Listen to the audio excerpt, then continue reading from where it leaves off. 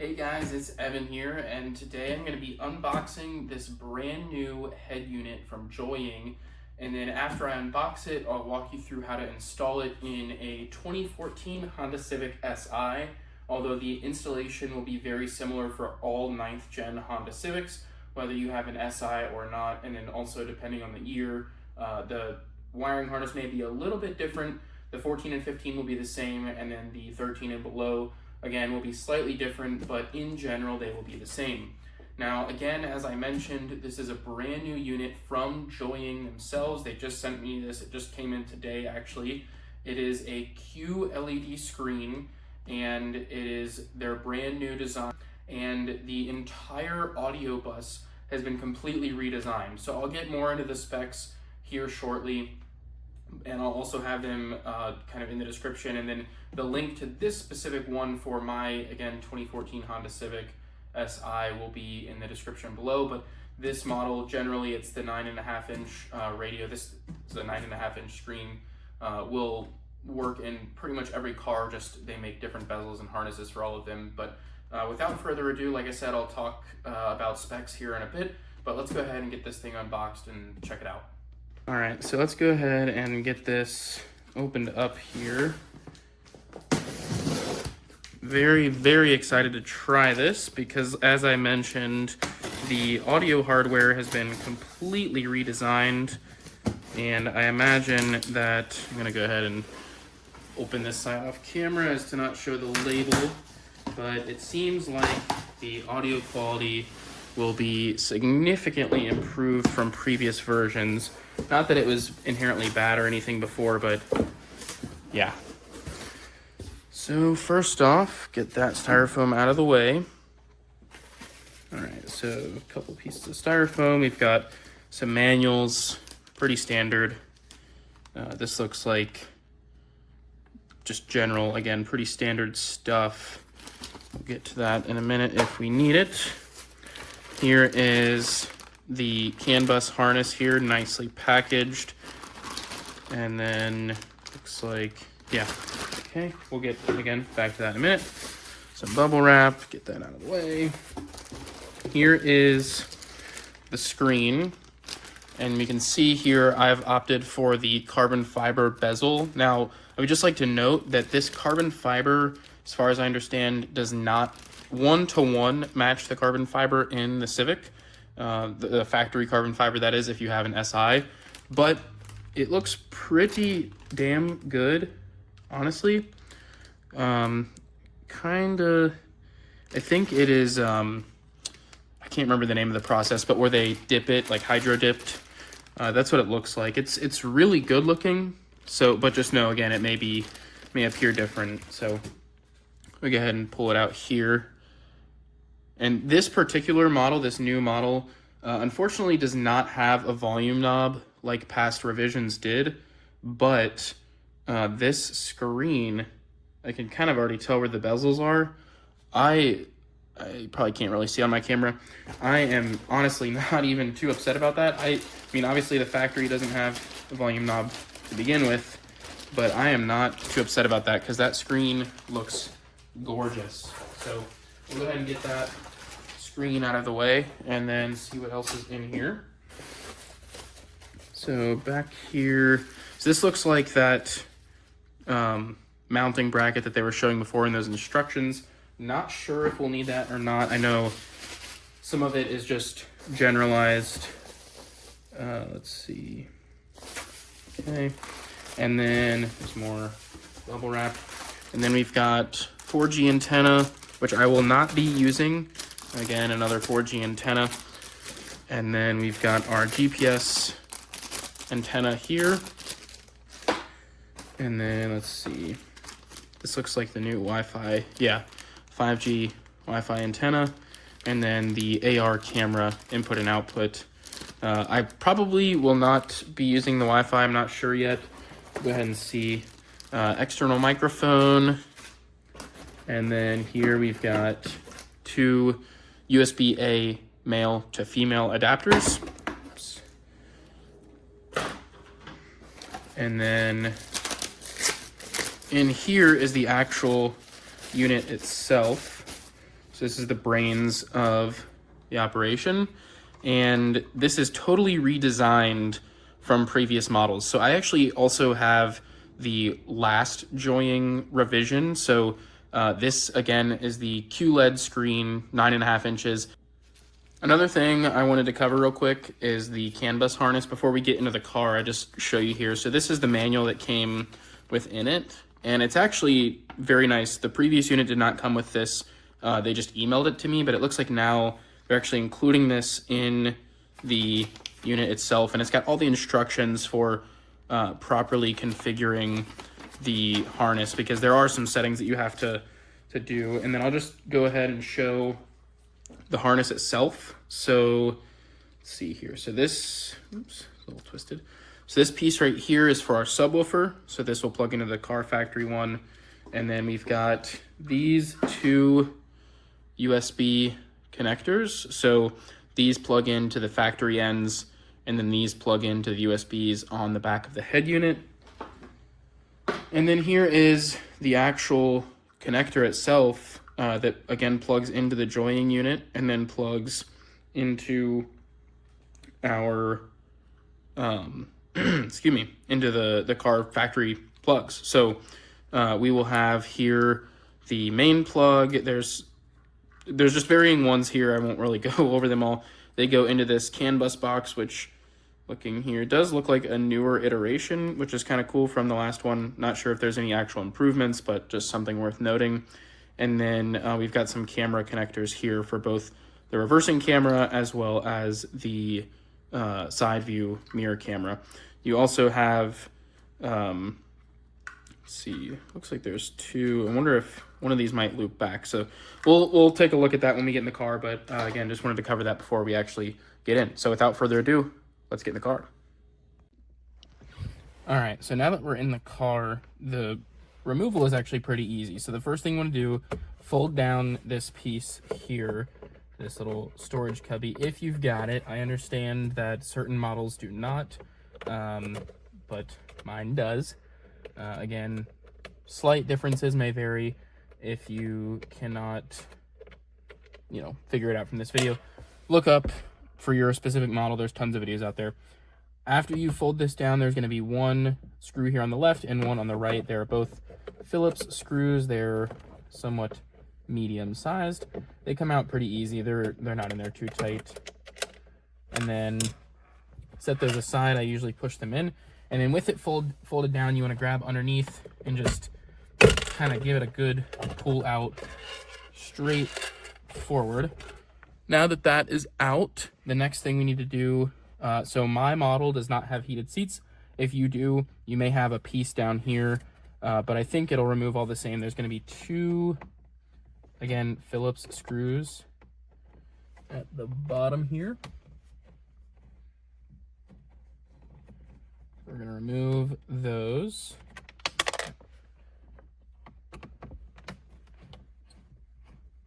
Again, one on the left, one on the right. They come out pretty easy.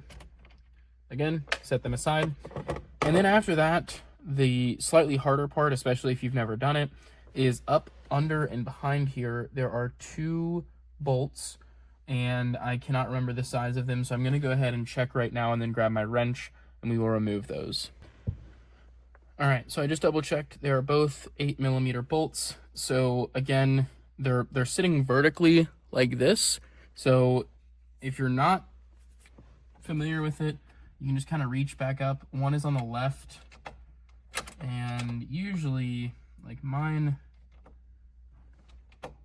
yeah, I will need the actual wrench to break them free. The first one is going to be lined up right around where the dial here is.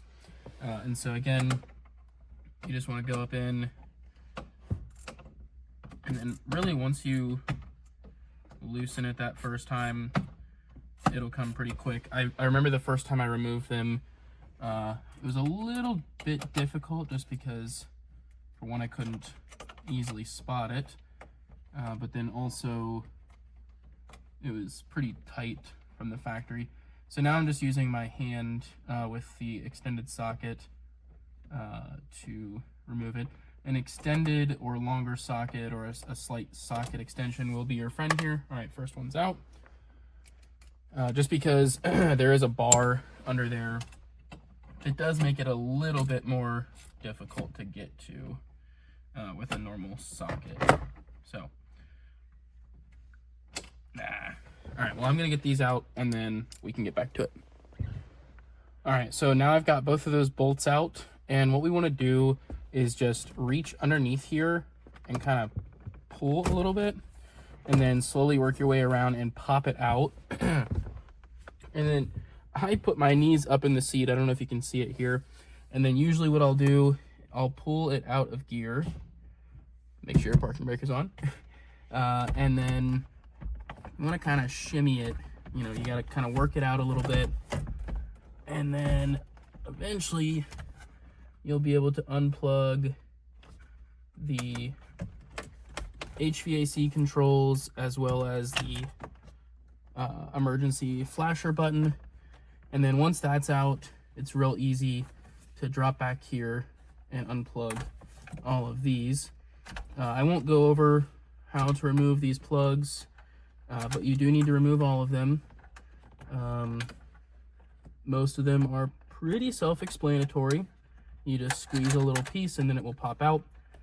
The only one that is not is the big 40 or something pin connector. That one takes a little bit of finesse. You have to push down on the inner tab and then unlock it, and then it will come out. Set that aside carefully, do not break it. And then now we can see the big hole where our Joying radio will go. All right, so first off, I would like to call out, I'm not sure if this is going to work or not, but this is the harness that Joying sent me. And you'll notice there's no RCAs here. And it actually uses, you can see here, and then going into the back of the actual main harness of the car, it uses the presumably amplified outputs from the new unit. Now, I don't know if it's doing any sort of internal switching, in which case this is fine. But if not, then I will just need to reuse the old one here, which we can see has the RCAs needed. Because my car has a factory amplifier, so I don't want any sort of amplified output. But I'm guessing that they might have just accidentally sent the wrong one. Or again, I don't know. Maybe this unit is doing some sort of internal switching. That's usually not a thing, but again, I don't know. All right, so the first thing I'm gonna swap is, I'm just gonna take a couple things off, actually. I'm not even gonna really swap much. So take the screws out for the switch to the flashers. Make sure you keep the appropriate screws with their appropriate thing, just because the screws are different sizes.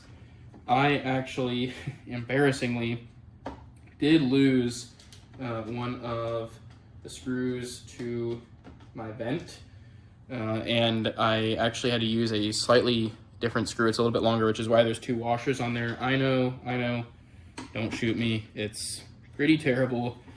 It works. So someday, yes, I will get the correct screw. I accidentally lost it, dropped it, never to be seen again. You guys know how it is. So 3 screws to take out the vent. Again, keep the screws with it. Just set it aside. And now we need to take out both the climate control panel right here, as well as this lower bezel portion. So I'm gonna do the actual panel first. It is 4 screws, 1 in each corner. I hope this view is fine. I'm trying this, and I've not made a video in a while, so I do apologize. But let's speed up and jump ahead here.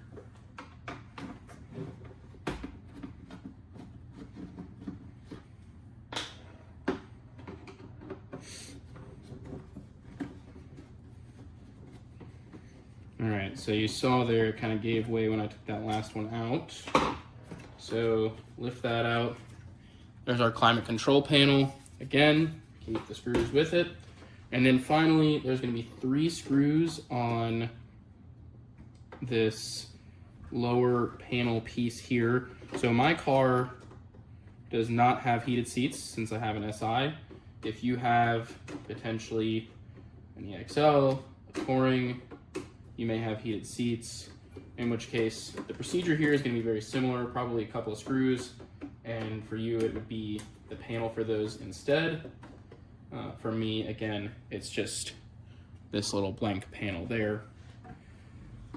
And that's most of what we need to swap. So let's go ahead and flip our screen around here. Let's do so carefully as to not get anything on it. And then we just need to basically do the same in reverse. Don't put this away just yet because you see these white clips around here. We will need to also swap those over as well. I almost forgot one thing. So you also want, you'll notice on mine, I've got this kind of silvery piece right here. Unfortunately, you do need to swap that as well. It does just pop out with a couple of clips.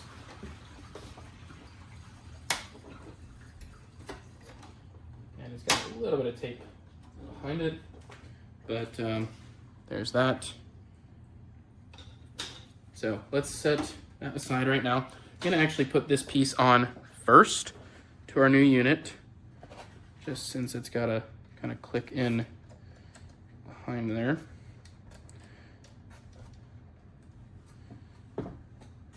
Okay. I do remember, unfortunately, last time, mine didn't really click in all that well. I don't know that it did again either. Let's see if I can kind of force it to go a little bit further, maybe.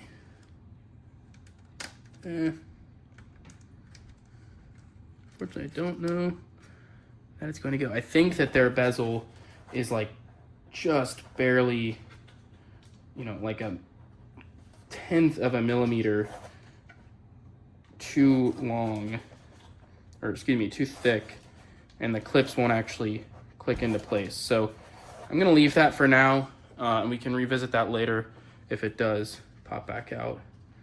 This might be vinyl wrapped, actually. I'm not sure. Maybe not.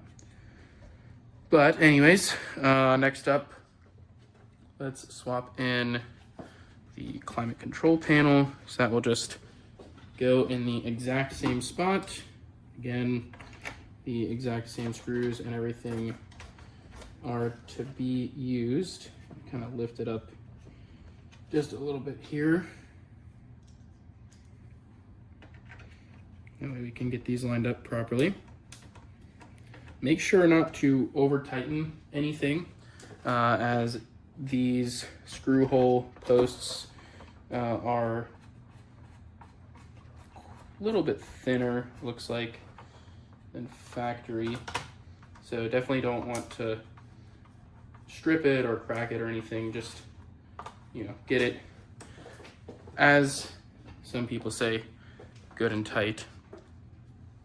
All right, now let's put our vent on. I'm gonna kind of, so this was one thing that I remember from the last unit. It's a little unfortunate, but because of the larger screen, they do not include the clip here, or excuse me, the screw hole here for that final third one.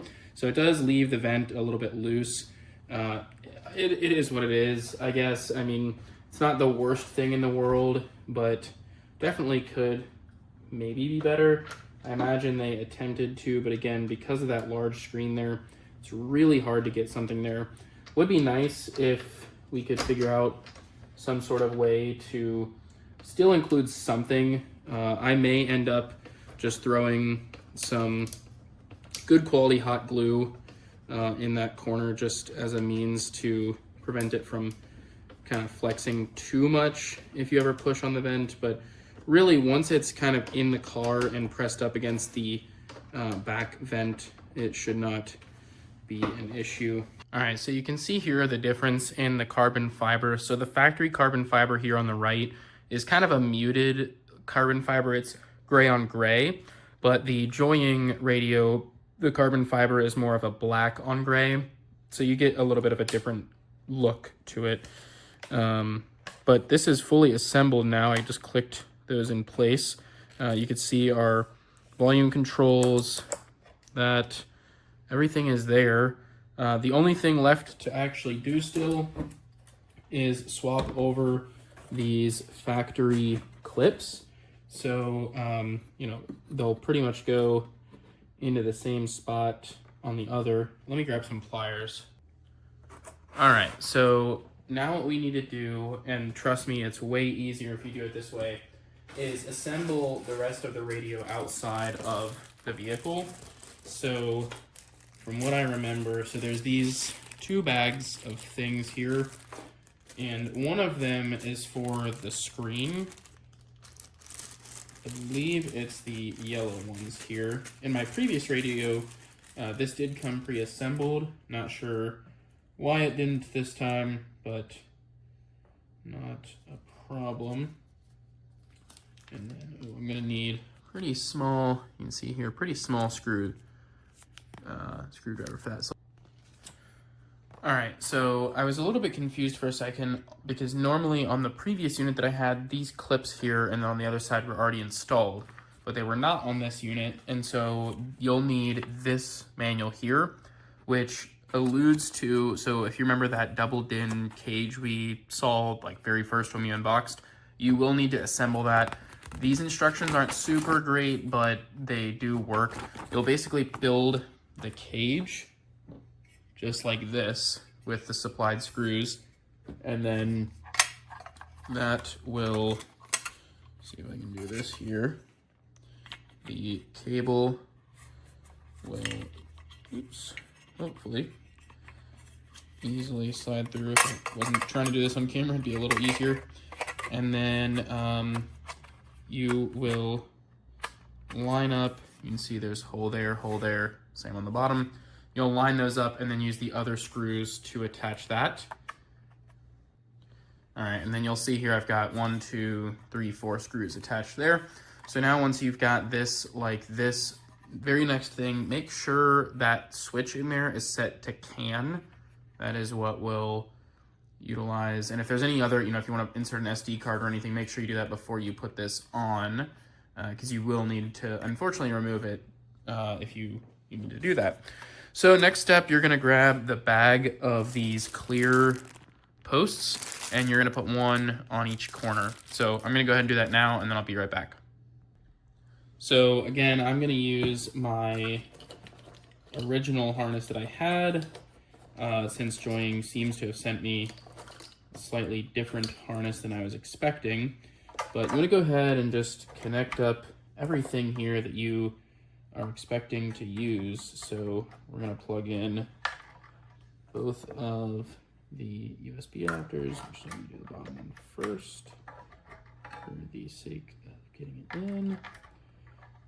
Okay, and then now we need to find, so we need the subwoofer wire. I'm gonna do that last. I'm gonna work bottom to top here. So we've got right rear. I'm gonna take all these caps off for the ones that we need. We do not have a center, but we do want that video input.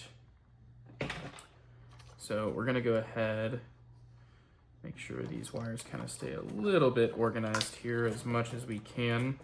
And then for the wires here for the actual audio, I don't really remember what's what since they're not labeled. So what I will do is I'll connect them up right now.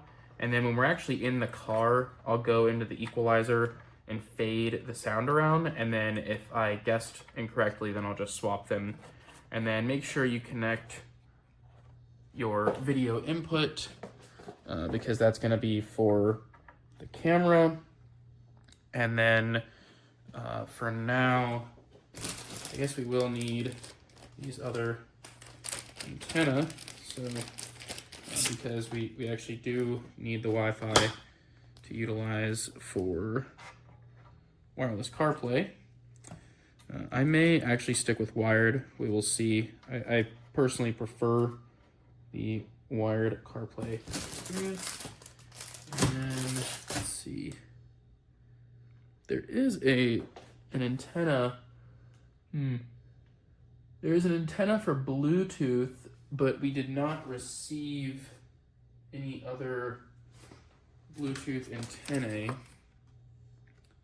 So, oh, okay. So it looks like if you use this far left one, it utilizes Wi-Fi 2.4 gigahertz and then Bluetooth, both on the same antenna. But if you want a dedicated Bluetooth antenna and a dedicated Wi-Fi antenna, it looks like you could do that. So, all right, now when we're actually in the car, you want to match up each of the plugs on the back of the joying unit to the plugs in the car.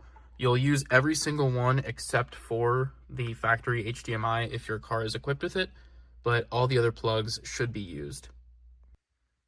All right, so the unit is in. I don't have it all like clipped in all the way around. I was just testing it, but so far so good. I had a couple of issues at first, mostly with like the,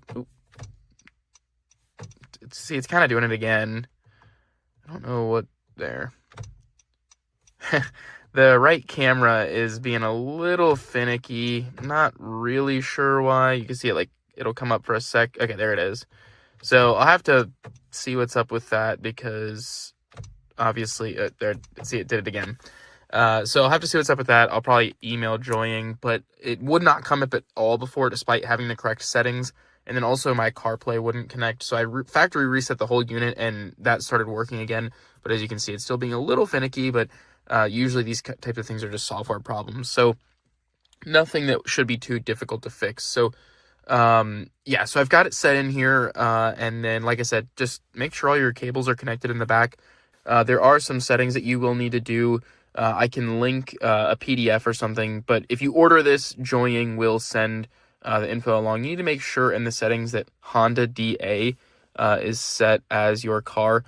The settings on my thing said to do Honda Other. It shouldn't really make a difference. Yeah, see, now it's not even now it's not even doing it at all. So let's see. So make sure, again, Honda DA, that's display audio. And you want to make sure in here that the right camera switch and turn right enter camera are both turned on. But again, you'll get information on that when you order the unit. CarPlay works great, wireless and wired. I'm more of a wired person myself. I prefer having my phone charge.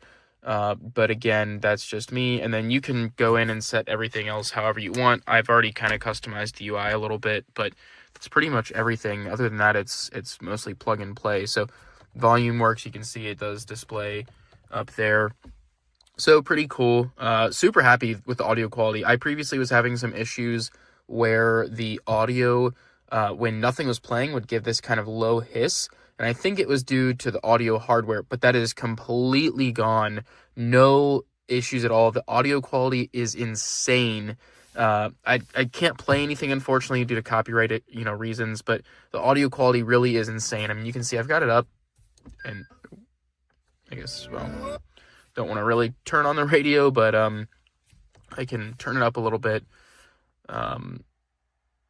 You can't hear anything. I hear the fan kind of running a little bit, but I think when you turn it up past 9 or 10, it kicks on. But what I'm going to do is I'm going to give a week trial of it, see how it works. The screen is gorgeous. It works great. CarPlay is awesome. The resolution is great. The blacks are like really good. If I swipe down here, you can see like gets super deep blacks. Again, it is a QLED screen. So like I said, I'm going to give it a 1 week trial, see how it goes, see how I like it, compare it to the previous ones. I also previously in this car had a Kenwood unit, a Kenwood Exelon unit, that is, with the full iDataLink Maestro setup, and I wasn't a super big fan of it. I felt like it was kind of lacking for as much as I paid. So this so far is blowing my mind, especially compared to the last Joying unit, which I really, really liked, but that audio hiss was like my only complaint. But again, now there is no audio hiss at all. The audio quality is awesome. So thanks so much, guys, for watching. Like I said, stay tuned for that video, hopefully in about a week or so. And then at some point, I'm also going to do an audio test, in the near future, just testing the pre-outs and things like that for distortion, and more of a technical review that will be. So thanks again for watching, and I hope to see you in the next one.